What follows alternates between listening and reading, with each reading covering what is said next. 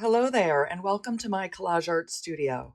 Today on Collage Tip Tuesday, I'm going to show you how to create this collage paper using the fodder from your collage art kits as well as a printer. There's no gluing here today.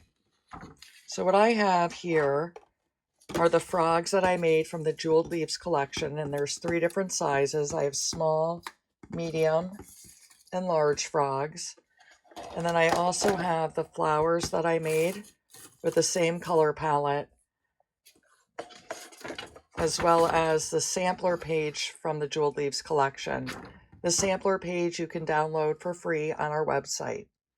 What I'm going to do is go ahead and open up the printer bed, and I'm going to start by laying down the frogs. I'm going to put the small ones down first, then the medium, and then the large.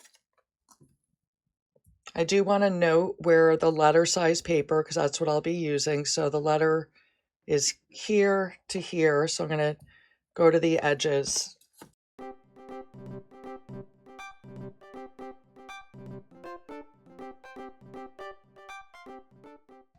Next, I'm going to add the flowers. So just overlapping them in all the empty spaces that I see.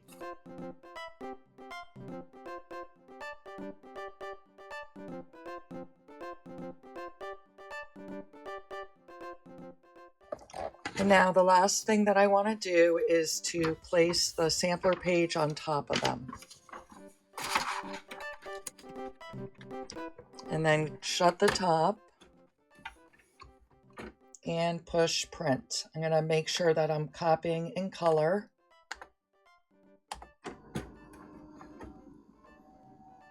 I'm putting a little bit of pressure on the printer.